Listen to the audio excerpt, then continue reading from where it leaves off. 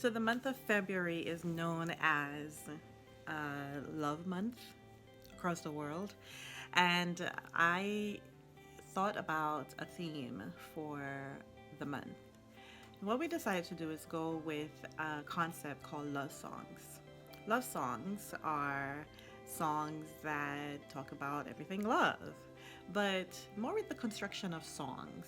Songs normally have verses that are totally different, and then there's a common chorus that brings the whole song's theme together. So when I thought about it, I said, marriage is kind of like that. You have two different people who are just unique in their own way. But if it's working, they tend to be singing a song of unity. And that chorus is about love and how they work through their situations. And so we decided to name the theme of February love songs. I have asked a couple of my favorite couples to come and to share their journey and what marriage means to them and how they are singing the love song of their life. So I am excited for this series. I have no doubt that you will be inspired. It's not easy. Marriage is not easy, but when it works really well. So, welcome to Love Songs on Life Talks with me, your host, Latoya. I'm laughing already. I have no chill. Don't laugh. Okay. Good morning, good afternoon, good evening. Welcome to Life Talks. I am excited to introduce a new series called Love Songs. And I have invited four of my favorite couples in the world to talk with us about their relationships within the marriage arena. So I saw a quote recently which says, "The secret of a happy marriage remains a secret," by Henny Youngman. And I have to say, Henny, I don't agree with you on that one.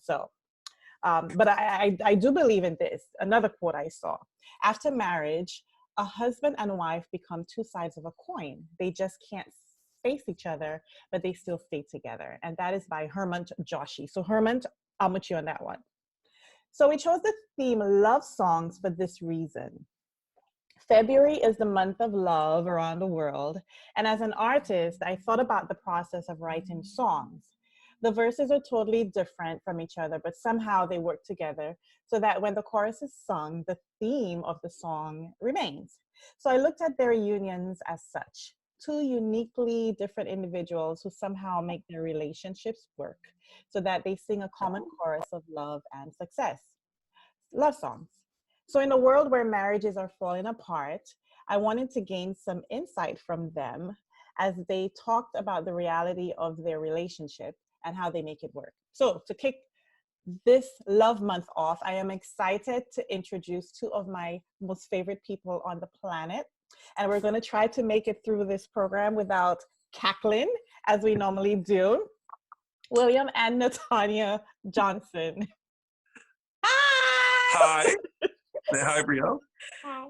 And Brielle and Elijah. Yeah. All right. Okay. So our friendship spans over 27 years. Good grief. From high school, but I was there at the onset of their love story. I mean, I wasn't like there, like, but I was there. There. And I've seen them grow to be such an amazing, caring, hilarious, and loving couple. But from the outside, you would never know the hills they had to conquer. Their life love song is simply inspiring. So William and Tanya and the gang, welcome to the show. Thanks for having us. Thanks for having us. So let's start with William. We just have to just get this out of the way. What was your game plan to get Tanya's attention? And what do you think was the move which got her to fall for you? Well, Tanya played hard to get from the beginning. And even the first time I saw her, she acted like she didn't see me. So I kept asking my cousins who helped with a hookup to, do you think she likes me? And it's like, she's all right. When I mentioned to you that she wanted your number, she was smiling all the time. So we would have these conversations on the phone, and there will be amazing conversations. So I felt during that time, that's what got me attracted to her. The second time I saw her, because remember, Wait, back up. Yeah. So you're telling me conversations with got you. When you saw her, y'all didn't have no conversation, so it wasn't the chocolate skin, it Right, wasn't but her the second smile. time Like, I saw her, she said hi and jumped right on the bus and went by. And then when we got home, she got on the phone and just went blah, blah, blah. I said, hold up.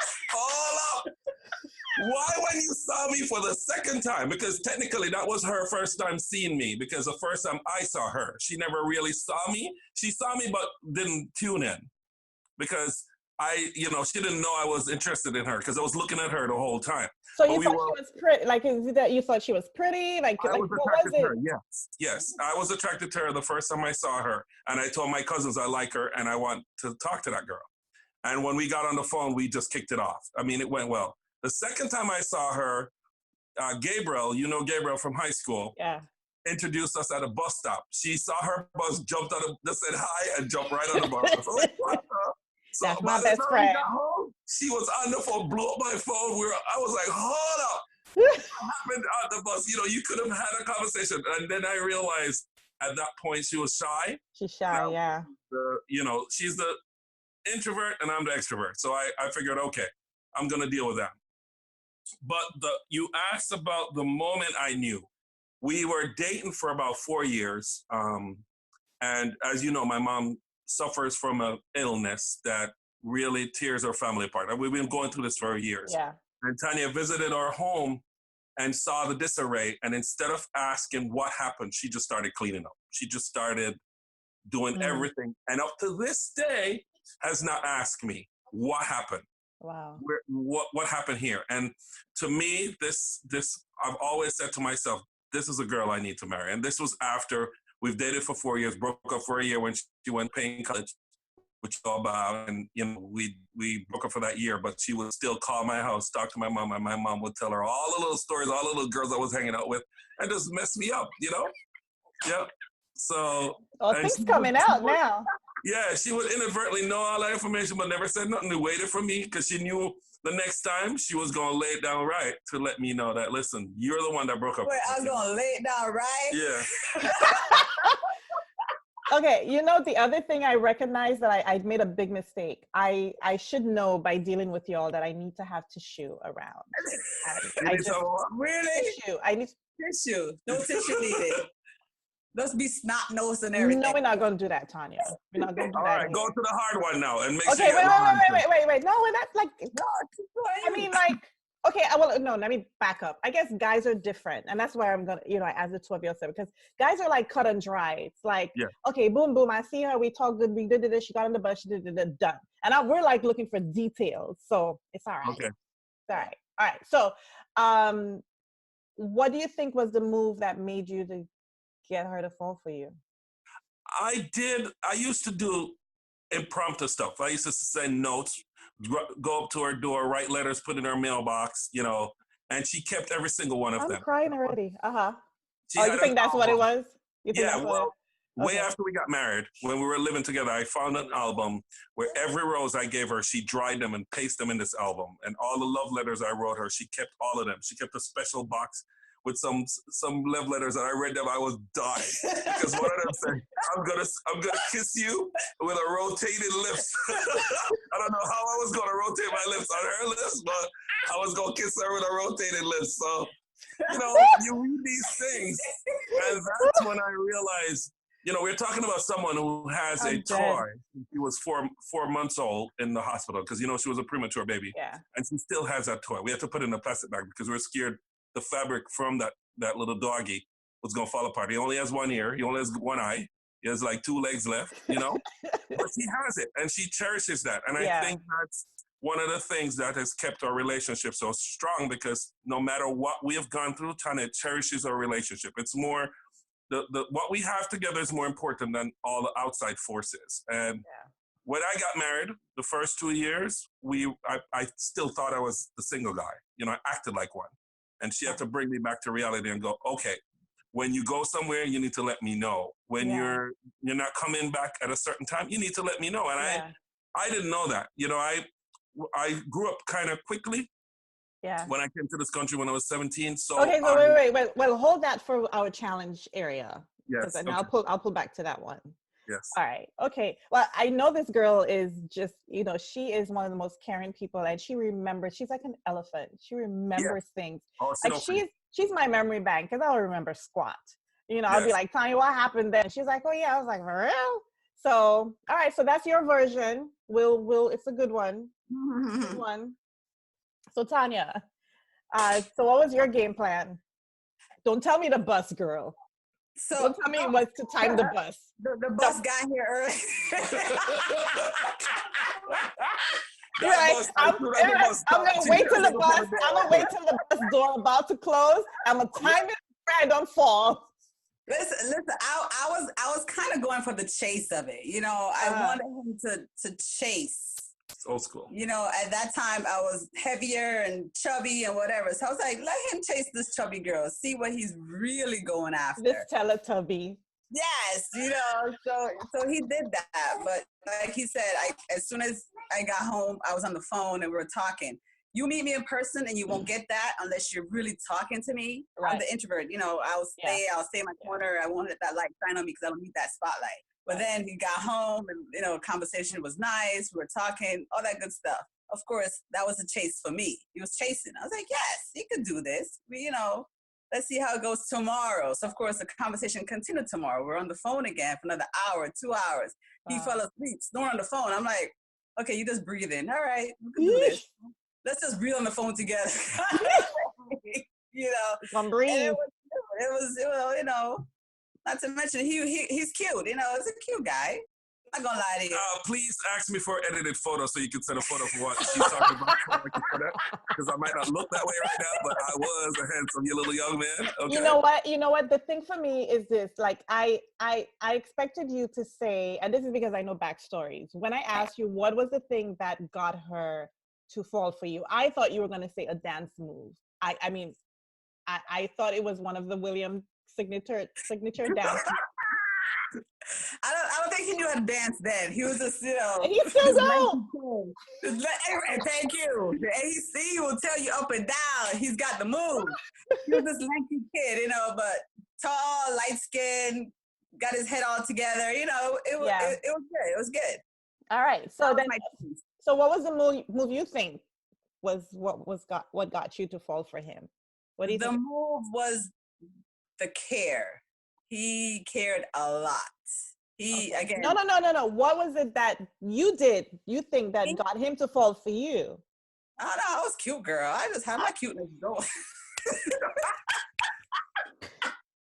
I don't know. I think it's just being the one to listen because he talks a lot. Even in his sleep, he talks. So it's.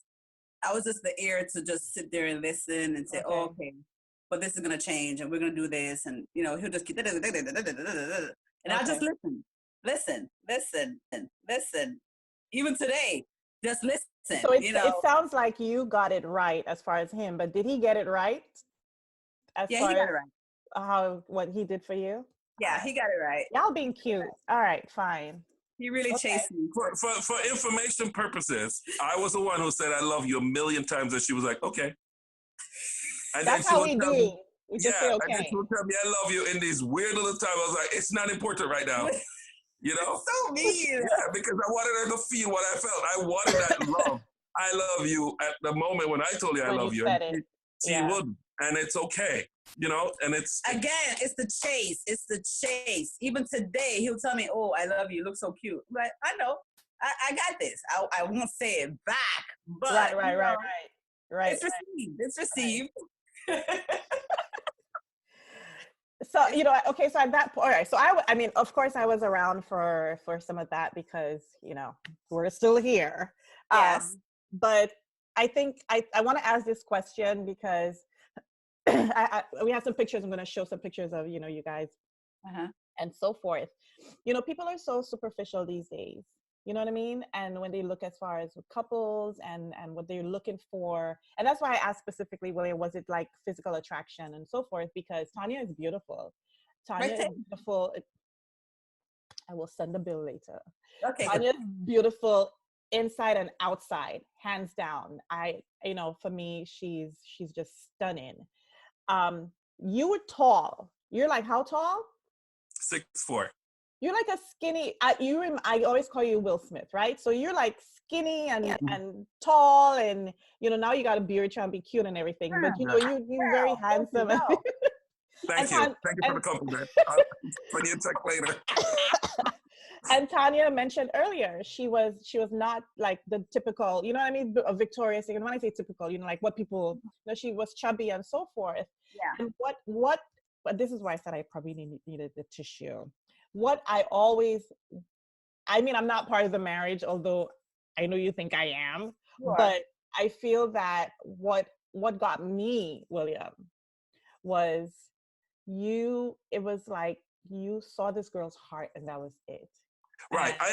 I'm not interested in the outward appearance. It was never important to me. None of the girls I've dated, the outward appearance to me was a bonus, right? Right. It was the heart. And I think one of the greatest attributes I've had in my entire life was to judge carefully. And I do a great job of that, to judge people, to really get deep down. Even if someone has a facade, I could see behind that. And I picked the right one. Yeah, you did. And I think that's why I love you so much. And I'll say that one time for the century. And I had a lot of friends. I had a lot of friends and a lot of people that said, why her? Out of all these beautiful girls, why her? And I didn't need to answer it. I said I picked the person I fell in love with or who loved me, you know, and they didn't have to tell me I love you, but it was, they talk about love languages. You have all these different love languages, and Tanya's love language is completely different from mine. Me, I'm vocal. I'm very open with my love language. With her, it's her action. Yeah, and she's beautiful. She's outwardly beautiful too. I mean, I just so anyway, I told you I was gonna cry. I told you I was gonna cry.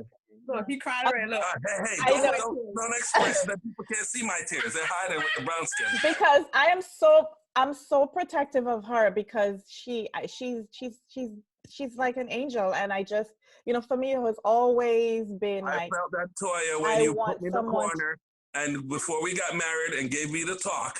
I felt that because you were like, do you really love her? If you hurt her, I'm going to hurt you. And I'm like, Toya, it's okay. You don't have to do that. So. Oh, you guys fighting. So yeah, we had to have that talk, because I'm like, we had one of those stuff.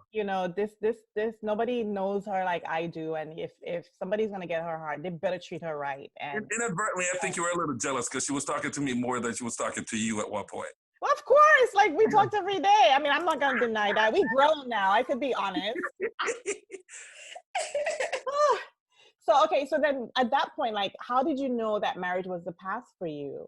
What was your process, each of y'all, on getting to that decision? Because it's one thing with dating, but then, like living with this person forever. Now we have to this is real. Well, we wanted a traditional marriage, but the sting of poverty pushed us to have a union that would be more financially beneficial on both sides. Right. Tanya just turned 18. She was no longer had health benefits with her mom, and I thought it was my time at that point to step up and I had a good job and I could have benefits, and I had a car accident the night before. I bought a ring long time. I had the trust, but after that car accident that night, I was like, okay. She rushed over because I just left her house. We had a car accident, got my car towed, whatever. And I thought this was a point that I could have lost my life. I want to make sure I make all the decisions that's important. So in 1995, I, asked her to marry me, and we did that quickly. We didn't want to waste that time because this was right after we broke up for a year, and I was like, okay, I can't afford to lose this girl again. Aww. So for me, the 1 year breakup did it. I was in school in Georgia, and I was like, oh, this can't work. Let me call him. I called his mom. I called him. We had conversations like friends. Then I was like, there's something else here. So I transferred from Georgia all the way back to Connecticut for school. And every weekend he was at the dorm picking me up. We're doing things, little things. And I was like, yeah, I really can't do without this kid. He's just doing it. He's on point. He knows my feelings. He knows my wants. And, he fulfilled all of that. But then, of course, the proposal, he was on the couch, mind you, when he proposed to me. laying down. He's like, "You gonna marry me or what?" And I was like, Oh my "No." gosh. Right way. So of course, with the car accident, he laid there, and I was like, "Okay, I'm gonna marry you. We're gonna do this. We're gonna make this a union." You know, because I can't do without you. Obviously, you can't do without me for sure. So let's just let's just do it right here. And So I have to that's say, what brought us to where, yeah. and it was one of it was a great ceremony. I know because I was there. You were there. You're our first guest.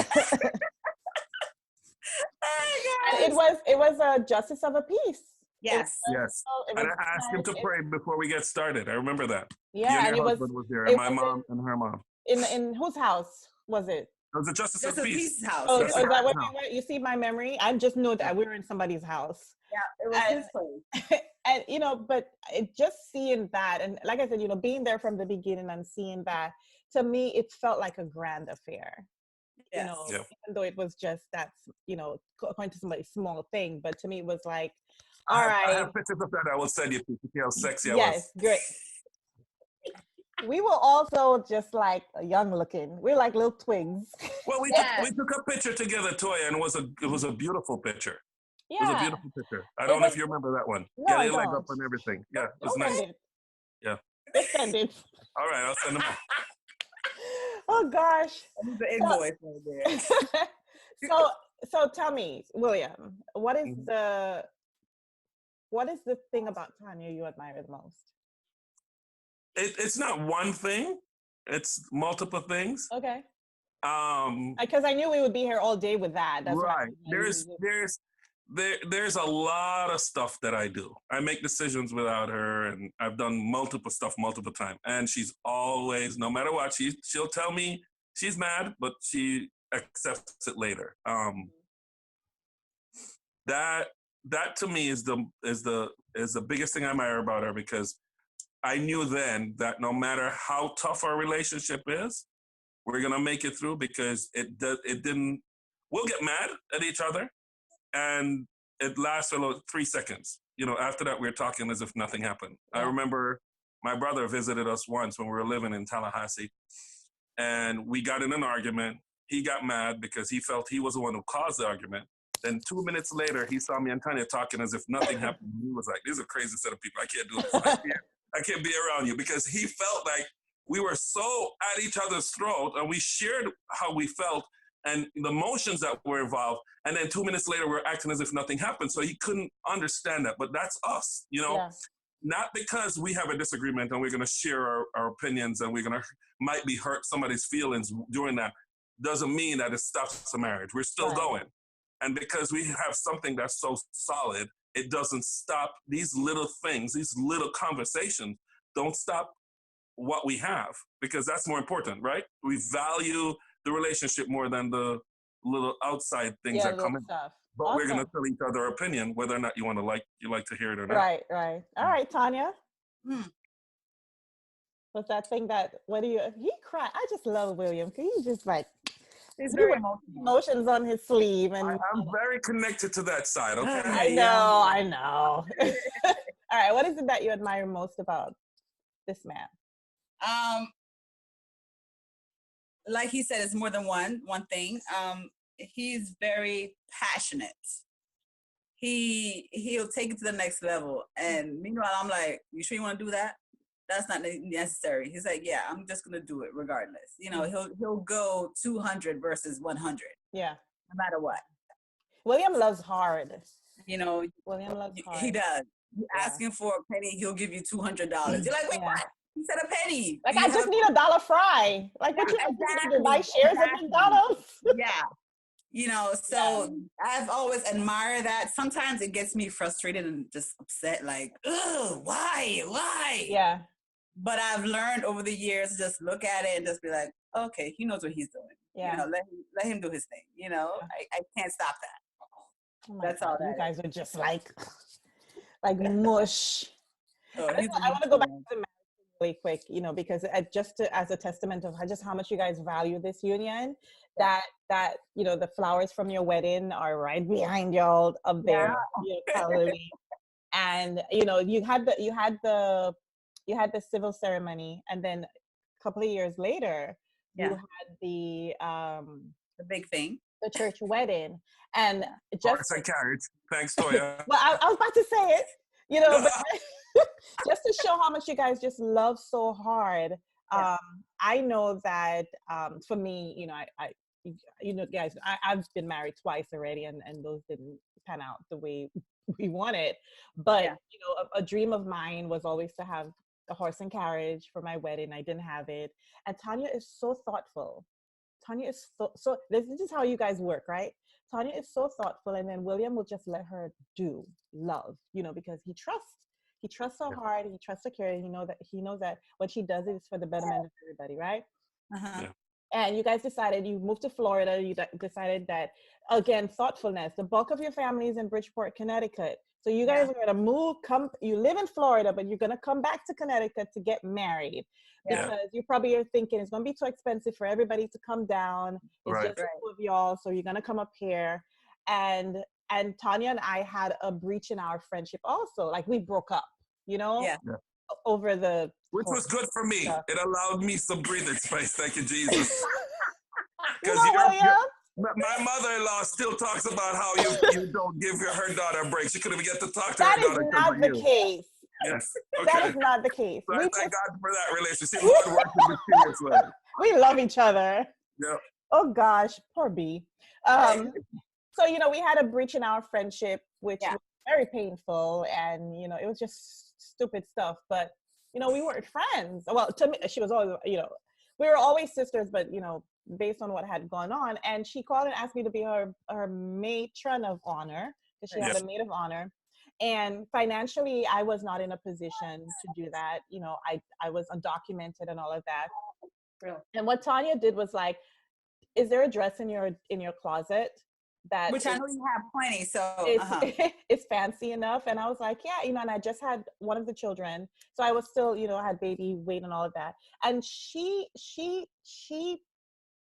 planned the entire color scheme of the wedding party based on whatever dress I had in my closet that fit. Okay. And it was just like, what? She was like, yeah, everybody wear this color, and Toy, you're gonna wear this, and that's what fits you. And it was like, this is not my wedding. And she's like, no, I want you to be a part of it. And then, she surprised me. We were at B's house, and here comes a horse and carriage trotting around, pooping all over the street. And from one end of the town to the other, that's how we went to the church. It was just her and myself. Right. Horse and carriage. The girl don't like none of that stuff, but she got it so that she could let me know that this is where you are for me. And I think I cried maybe halfway down, that, but the horse kept pooping on the street, and they had to stop and squeal. It just stunk. So it sounded romantic, and it just, in your head it's like, oh, Prince Charming. But no, it's not. It was. But that was a moment for our friendship that I think sealed the deal. Like, no matter what, this girl would curtail her wedding to make sure that I was a part of it. So, seeing that the Calla ladies in the back there just kind of brought a lot of, man. And then you guys, you asked me to sing for the wedding and all of that. It just, and she cried the whole time. Just to let you know, we cried. I know. I just love you guys, and I think anyway. So we're not gonna go there because Oprah can't cry like that. Okay. No, keep it together. Okay. So.